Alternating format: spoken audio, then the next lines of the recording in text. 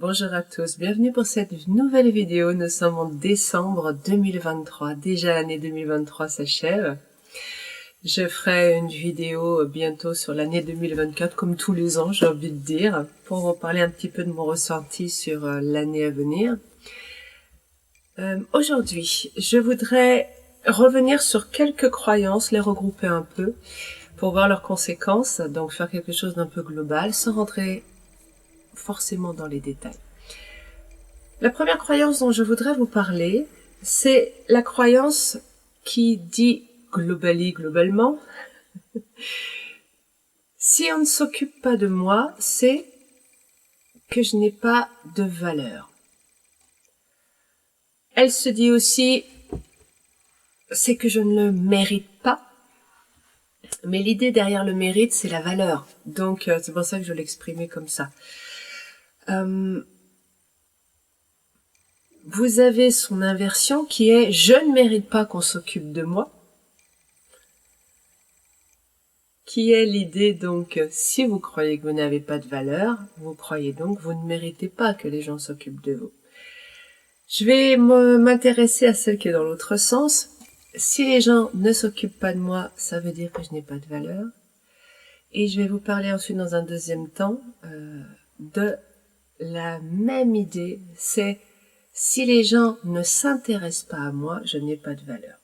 Quelle est la différence entre les deux? Et ben on va voir, et ça évidemment, comme c'est un autre mot, une autre vibration, d'autres implications aussi importantes. Si je crois que pour avoir de la valeur, il faut que tout le monde s'occupe tout le temps de moi, tous les gens, ben, s'occuper tout le temps de moi, ça veut dire que je perds mon autonomie en fait. On est bien d'accord qu'on est dans une croyance, c'est-à-dire un absolu. Ça, c'est ce qui est dans votre inconscient. Hein. Évidemment que votre conscient va moduler tout ça en disant mais oui, ben non, il y a des moments oui, il y a des moments non, mais dans l'inconscient, il n'y a aucune modulation possible. On est dans un absolu, dans un programme binaire comme l'informatique. Oui, non, 0 ou 1 pour l'informatique. C'est le même fonctionnement. Donc dans votre inconscient, vous croyez que les gens doivent tout le temps s'occuper totalement de vous. Totalement. Ça veut dire quoi en clair? Ça veut dire que vous vous retrouvez à l'état de bébé. Se pourrait-il que dans votre vie quotidienne, vous aimiez être pris en charge? Alors, peut-être que votre conscient, ouais quand même ça le fait râler, et en même temps votre inconscient a une sensation de sécurité là-dedans, de plaisir, de joie. Ça peut être, quand je suis en couple, en tant que femme, laisser mon conjoint s'occuper de tout, prendre toutes les décisions, gérer la vie pour moi. Ça peut être laisser ma famille, mes parents, mes amis prendre les décisions importantes pour moi. Et même le reste, hein, d'ailleurs. Ce que ça dit aussi, c'est que donc, si tout le monde ne s'occupe pas tout le temps, totalement de moi, je n'ai pas de valeur. Bon, vous remarquez que déjà, c'est quand même impossible que tout le monde s'occupe totalement de moi, tout le temps. C'est juste impossible. Donc, cette croyance n'a aucun sens, et n'empêche que c'est un programme que nous avons pour la plupart. À vous de voir dans quelle proportion. Mais donc, ça veut donc dire que ma valeur dépend entièrement des autres et du fait qu'ils soient présents pour moi. Premier retournement, quand vous avez cette croyance en vous, eh ben vous avez obligatoirement envie de donner de la valeur aux autres et donc d'être là tout le temps pour eux, de les materner, de les prendre en charge.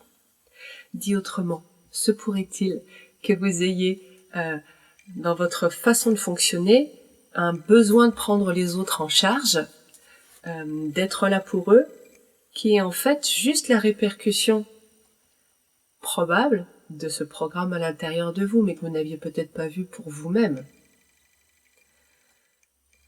Quand j'ai besoin que l'autre s'occupe de moi totalement, donc je perds mon autonomie, Et il se passe un truc aussi très intéressant, c'est que je redeviens comme un bébé. Quelle implication ça a, ça? Parce que en fait, je parle du bébé parce que quand on est bébé, on est totalement pris en charge tout le temps. En fait, ça nous ramène, et par tout le monde, ça nous ramène à cette époque-là. Dans les faits concrets, on est nourri, on est plus ou moins aimé. En fait, non, mais c'est pas grave, on croit que oui. Euh, euh, et il y a du monde autour de nous. Mais un bébé, ça ne peut pas communiquer. Si je communique, je sors de l'âge bébé. Je passe dans un autre âge, l'âge de l'enfant qui va être déjà accueilli pas de la même façon. Je ne suis plus dans une prise en charge totale quand je suis enfant. Et donc, inconsciemment, il est fort possible que je n'ose pas exprimer mes besoins, dire ce qui est présent ou dire non. Parce que ça risque de rompre le programme, c'est-à-dire que si je ferme ma bouche et que je me laisse faire, dit concrètement et plus crûment, si je ferme ma bouche que je me laisse faire, les autres vont s'occuper de moi et donc ça me donne une sensation de valeur. À l'intérieur, hein, dans la réalité ça n'existe pas, mais c'est une croyance, donc mon cœur a le droit de s'ouvrir.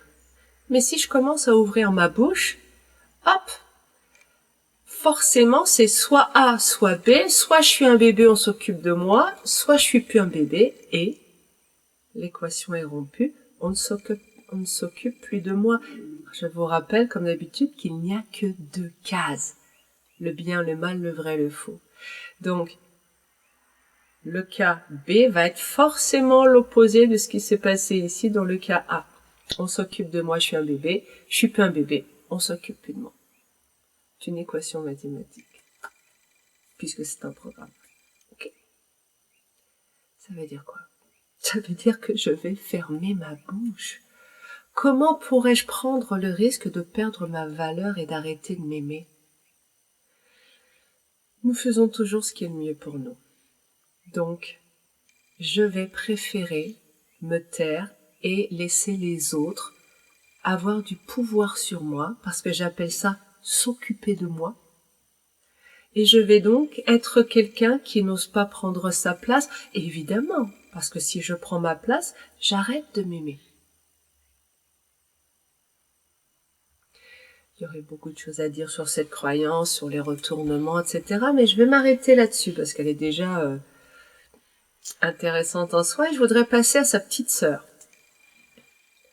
Si les gens ne s'intéressent pas à moi, c'est que je n'ai pas de valeur. Ça, c'est une croyance qui me parle énormément. Hein. Enfin, de toute façon, toutes les croyances me parlent puisque j'ai tous les programmes dont je vous ai parlé depuis le début. Mais voilà, celle-ci est quand même assez ancrée en moi. Je ne suis pas quelqu'un d'intéressant. Bon. Et ça m'amène à me poser une question et surtout à découvrir la réponse. Mais pourquoi voudrions-nous être intéressants? Qui a sorti cette idée, cette croyance? Quel est le Jean-Paul qui a dit un jour « Nous devons être intéressants » Ça sort d'où? Est-ce que dans l'univers, vous pensez que dans les lois de fonctionnement de l'univers, il y a une loi qui dit « Attention, il va falloir être intéressant si tu t'incarnes sur Terre, sinon on te zigouille. » Alors, j'ai jamais vu une foudre tomber sur quelqu'un qui qui parlait et qu'on n'écoutait pas, hein, ça n'est jamais arrivé encore. Je n'ai jamais vu une voix se faire entendre « Tu n'es pas intéressant, ton temps est terminé », etc. Je plaisante, mais confrontez-vous à la réalité. Est-ce qu'un animal, vous pensez qu'il se pose les questions « Est-ce que je suis intéressant ou pas? Est-ce que j'ai le droit de vivre ou pas ?» Un poisson rouge dans son bocal, enfin lui il peut pas faire ça. Je vais partir dans un délire pour que je m'arrête. Mais ça n'a aucun sens dans la nature. Pourquoi?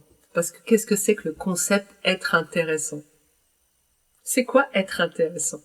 Comme d'habitude, vous coupez la vidéo, vous prenez un temps pour réfléchir, car ce sont vos réponses qui vont vous faire avancer, pas ce que moi je dis. C'est le fait d'aller voyager à l'intérieur de vous qui est le chemin, pas de recevoir des choses qui vous correspondent plus ou moins. Le chemin, le but est le chemin, a dit quelqu'un. C'est une très bonne phrase. Je m'égare un peu, je reviens. Être intéressant, qu'est-ce que c'est? Ça veut dire en fait rien sur moi. Être intéressant, ça veut dire que quelqu'un d'autre extérieur à moi éprouve de l'intérêt pour moi. Mais donc c'est pas ici que ça se passe, c'est chez l'autre. Alors ça, dans l'art, on le voit très bien, hein. Vous présentez un tableau que quelqu'un va trouver extraordinaire. Ah, j'adore. Magnifique. Ah, j'adore. Ah, j'adore parce qu'il y a les lobes, les vallées, il y a toute l'intériorisation, la conceptualisation, etc. Et puis vous allez avoir quelqu'un à côté qui va regarder, qui va dire, c'est moche. J'aime pas, c'est moche. Est-ce que le tableau est intéressant? Ça ne veut rien dire. Est-ce que les gens en face ont de l'intérêt pour lui? Oui ou non? Et ça dépend de quoi? Ça dépend de ce qu'il y a en eux, de leur regard. Donc, sommes-nous censés être intéressants d'une façon divine, même si je ne crois pas en Dieu, je le répète, d'une façon naturelle? Non, parce que ça n'a aucune existence, c'est un concept mental, l'intérêt. C'est comme si je disais, au lieu de dire intéressant, je dois attirer des gens. Je dois attirer. Mais la loi de l'attraction, le magnétisme, il fonctionne qu'on le veuille ou non. De toute façon, nous sommes des aimants. De toute façon, tout cet univers est magnétique. Qu'on le veuille ou non, qu'on soit d'accord ou non. Au niveau quantique, nous sommes tous dans des phénomènes d'attraction-répulsion, des phénomènes donc magnétiques, ondulatoires, ondes, corpuscules, et il n'empêche que ça crée des interactions. C'est notre univers. Donc, est-ce que nous sommes intéressants au sens, est-ce que nous attirons des choses à nous? Tout le temps. Tout le temps, oui, ça fait partie de notre nature. Mais, en fait, ce qui est important à comprendre, c'est que quand nous pensons que nous devons intéresser les gens pour avoir de la valeur, c'est que derrière l'idée, c'est que nous devons avoir l'attention des gens. Pourquoi on va avoir l'attention des gens? Quelle importance ça a d'avoir l'attention de personnes qu'on ne connaît pas d'ailleurs souvent? Parce que l'attention, c'est de l'énergie. Tout simplement. Nous avons peur de ne pas recevoir l'énergie des gens autour de nous. Et pourquoi nous avons peur de ne pas recevoir l'énergie des gens autour de nous? Parce que nous avons un cœur fermé, nous ne nous aimons pas. S'aimer soi, ça veut juste dire avoir un cœur ouvert.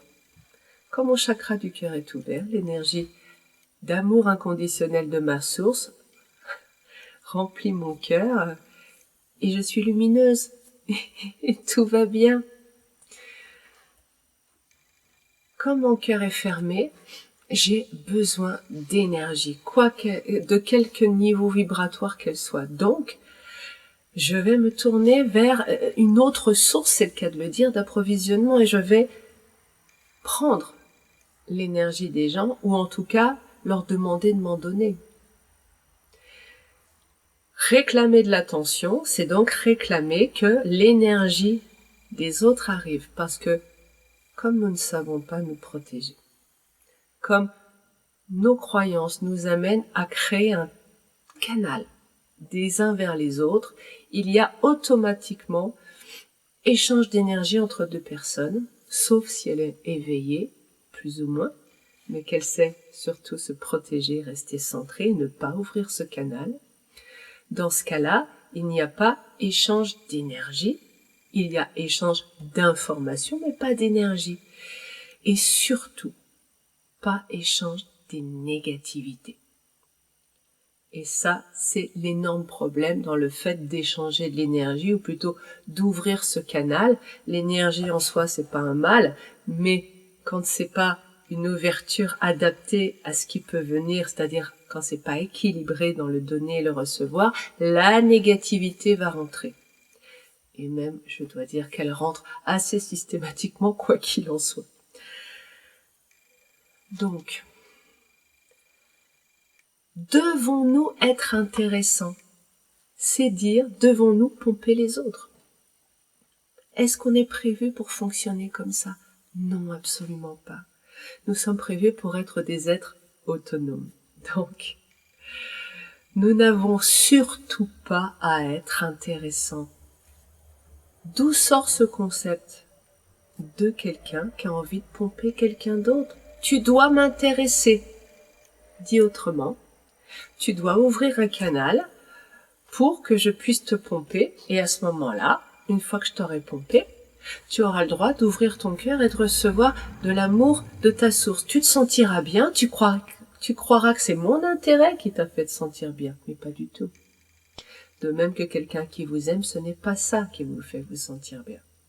C'est votre cœur qui s'ouvre et vous recevez automatiquement magic l'amour de votre source, qui est incomparable. Il n'y a rien de meilleur au monde. Hein. Rien. Quand vous croyez que vous devez être intéressant, eh ben, vous imaginez la vie que ça peut vous donner. Mais surtout, vous devez être intéressant tout le temps, pour tout, avec tout le monde. Croyance absolue. Quand je crois que je dois intéresser tout le monde tout le temps, sinon je n'ai pas de valeur, vous remarquez que c'est impossible. Tout le temps. Et la nuit, quand je dors, je suis pas intéressant alors.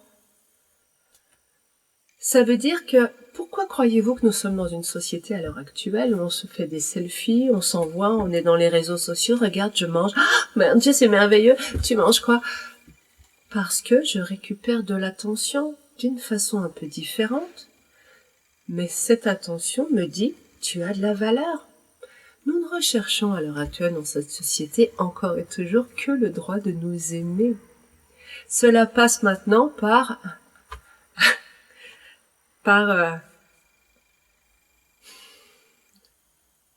10 000 amis sur Facebook ou 10 000 likes sur votre vidéo. L'approbation générale, on m'a regardé. Et en plus, on met des notes maintenant. Donc non seulement j'ai de l'attention, mais en plus, il faut que j'ai une bonne note. Ce qui me met dans une dépendance totale au monde qui m'entoure. Pourquoi nos jeunes sont ils sont pas bien dans leur peau, hein.